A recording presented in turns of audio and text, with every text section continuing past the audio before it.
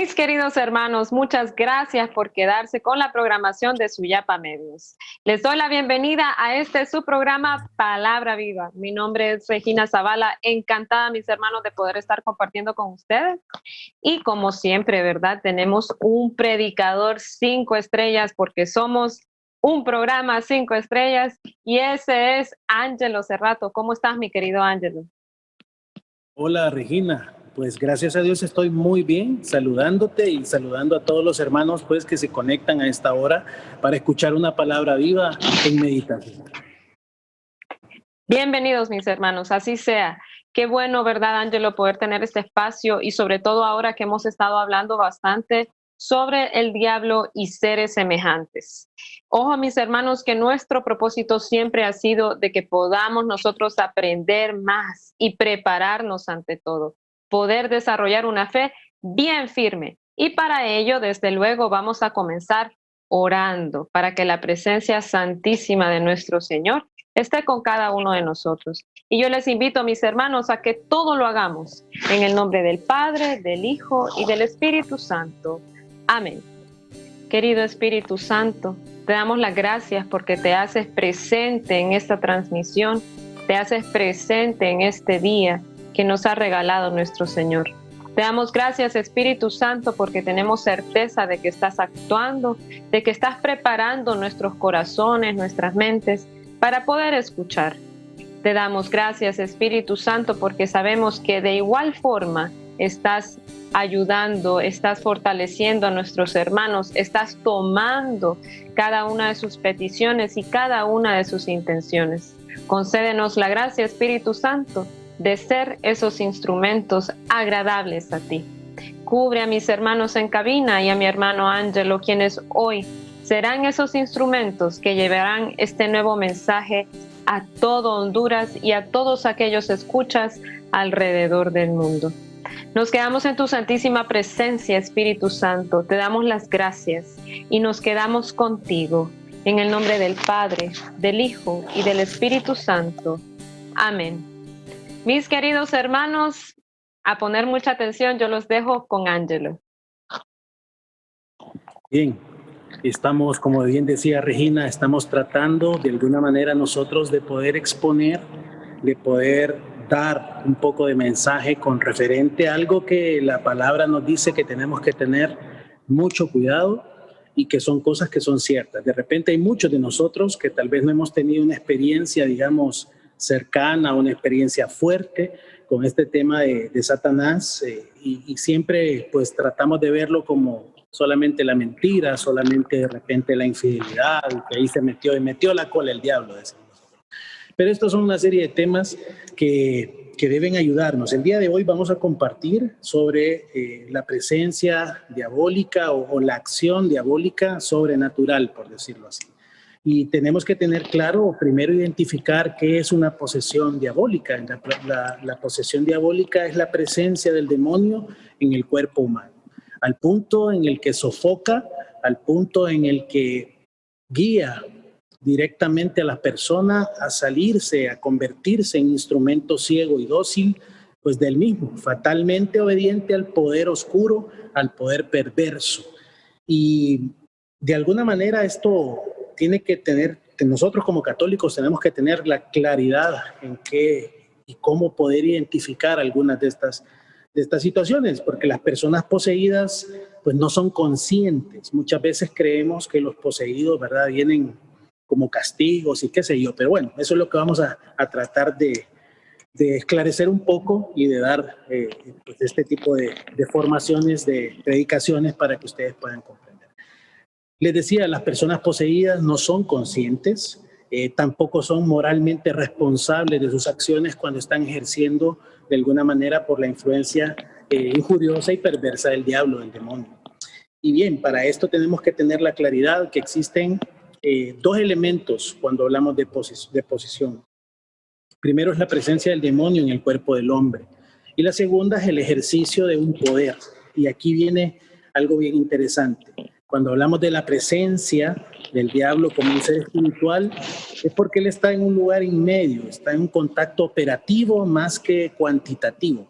Y en ese sentido, pues el individuo, el poseído, de alguna manera, puede ocurrir alguna situación interesante, que una sola persona pueda ser poseída por varios demonios o que un demonio pueda poseer a varias personas. Entonces, viene esto bien interesante.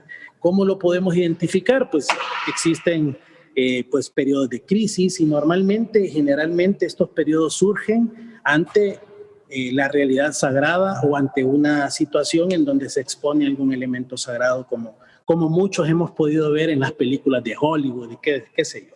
Pero bien, el fondo de esto es que el diablo anhela constantemente, porque tiene fuerza suficiente para anhelar el molestar, el incomodarnos. Anhela molestar y no se cansa, no conoce la fatiga. Tiene la fuerza necesaria para no conocer esa dimensión del cansancio, porque recordemos que no es físico, sino que es un ser espiritual. Y bien, la persona no podría resistir, si fuese realmente por sus propias capacidades, esa presencia. Lo que ocurre es que el demonio no puede o no quiere, no le conviene, no le interesa de repente atormentar a una persona hasta el punto de llevarlo a la muerte, porque entonces pierde una morada en donde poder estar haciendo lío y haciendo de alguna manera incomodar al resto de las personas que están alrededor de esta persona que pues cae en esta condición de ser poseído. La existencia de esta posesión normalmente se da por varios motivos y tenemos que tener la claridad de eso. Número uno es que las posesiones existen, no son cuentos, no son películas, ¿verdad? La misma palabra de Dios lo manifiesta y lo vamos a ver un poquito más adelante. Y es que nada se opone realmente a que el diablo pueda penetrar en un cuerpo y pueda servirse de él. El hombre como tal, pues no puede hacer nada, no podemos impedir que esta situación ocurra. Como les decía, esta posesión no representa un mal moral y por eso es que es posible.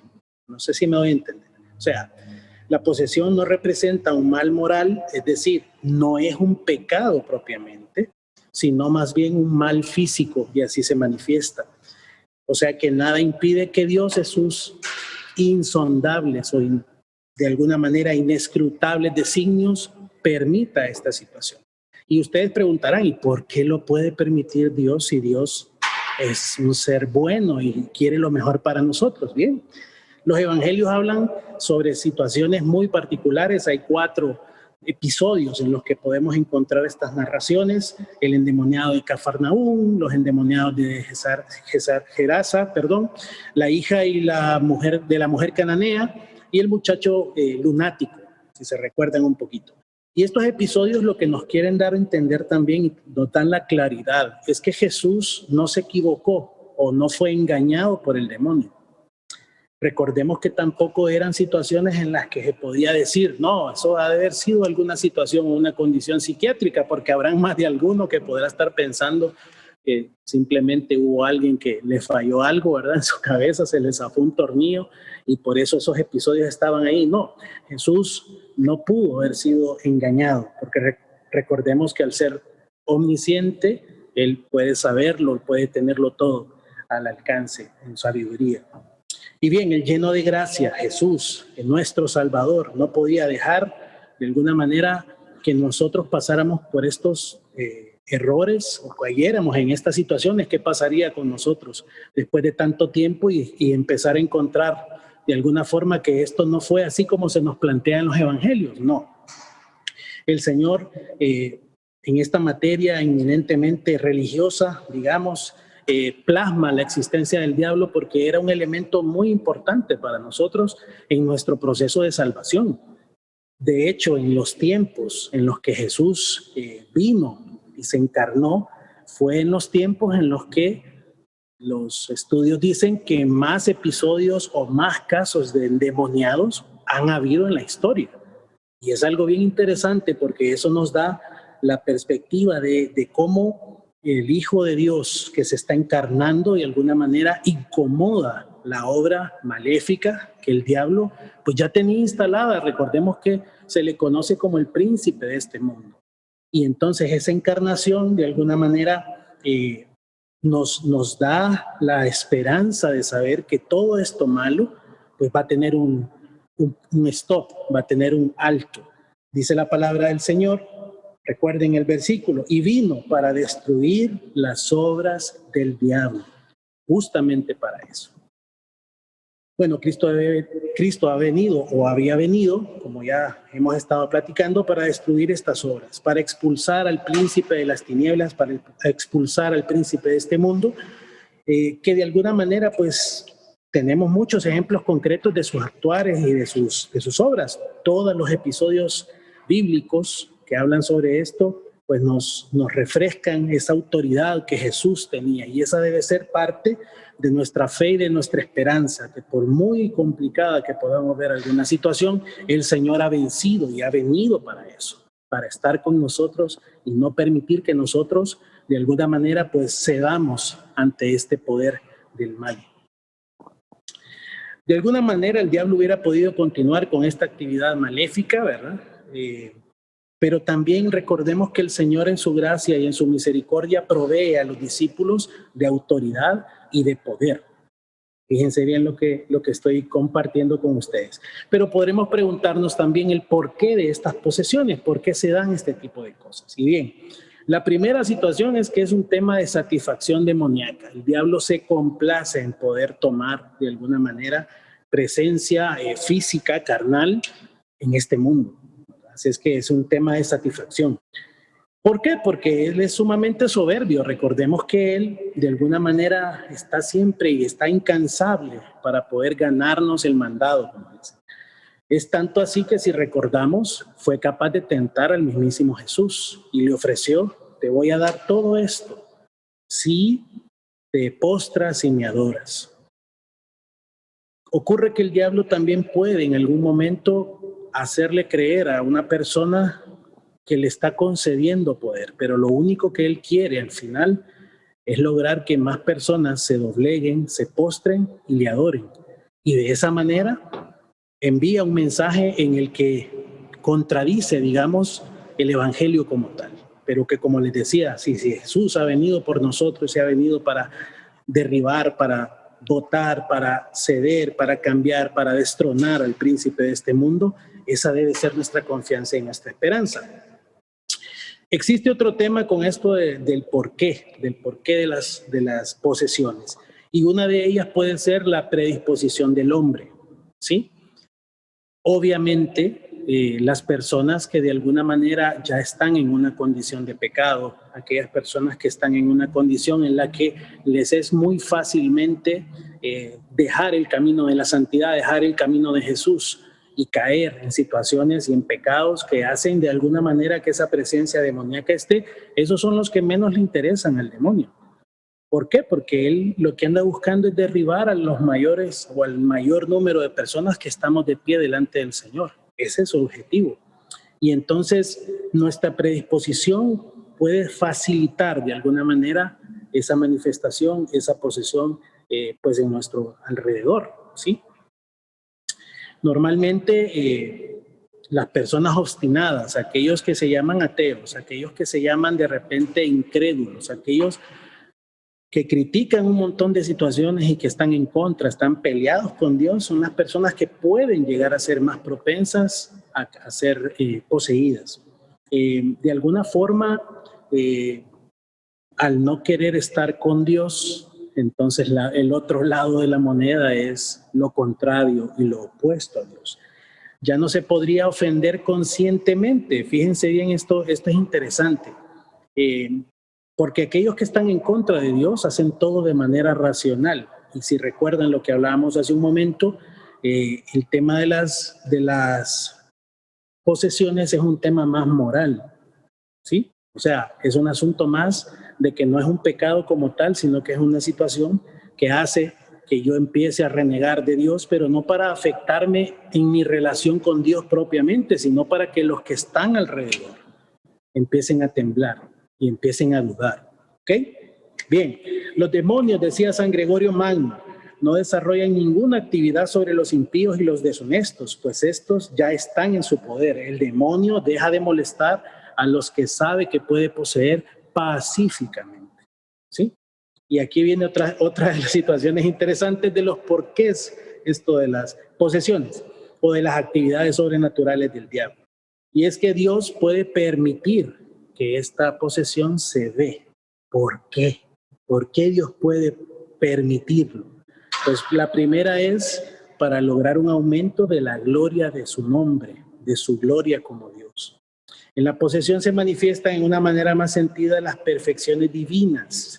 Y yo pensaba y recordaba el episodio de San Juan María Vianney que comentaba mi párroco hace algunos días, que él fue tentado por el diablo como todos los santos.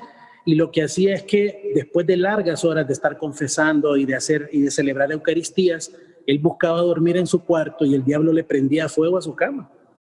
Y entonces San Juan María Vianney lo que hacía era, bueno, decía, yo lo único que ocupo es dormir, y lo que hacía era que se acostaba en el suelo.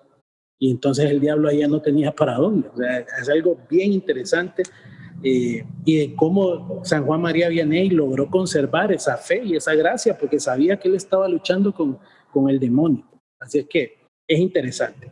Por eso es que hablamos sobre el aumento de la gloria de Dios. El otro asunto puede ser la verdad de la religión católica. La religión católica, hermanos, o la iglesia como tal, realmente es la única entre todas las demás que tiene el poder y la autoridad, poder terrible, digamos, sobre estas malas fuerzas o estas fuerzas infernales. Recordemos que Jesús mismo le dio a los discípulos esa autoridad.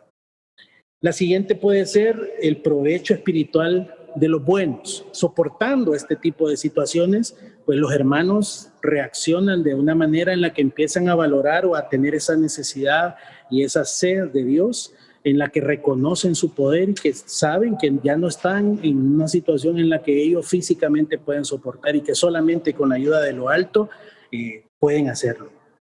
De alguna manera se intentan reparar los pecados cometidos anteriormente, porque de alguna forma psicológicamente, por decirlo así, o pasa por su cabeza o por su corazón y creer que lo malo que pudimos haber hecho antes de este momento, este episodio de esa posesión, pues hay que resarcir esos pecados. Entonces, que es una manera de provecho espiritual de aquellos que sufren de este tipo de posesiones.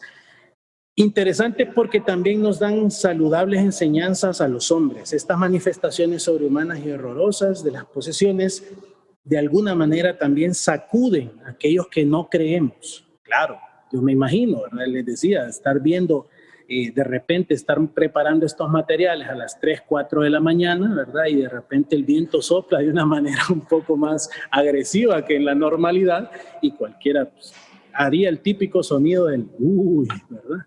Y es justamente esto, es enseñarnos a que nosotros realmente estamos peleando y estamos luchando esta batalla contra huestes, contra demonios, y tenemos que estar bien preparados y bien formados en esto. Ya para ir terminando, otro elemento es el castigo a los pecadores. ¿Y por qué digo esto? Porque también esta autoridad que fue dada a los discípulos, y ojo con esto, no estamos alentando a nadie, ¿verdad? Todos nosotros somos discípulos del Señor, pero no estamos alentando a nadie que se vaya a enfrentar a una situación de esta. Cuidado con eso.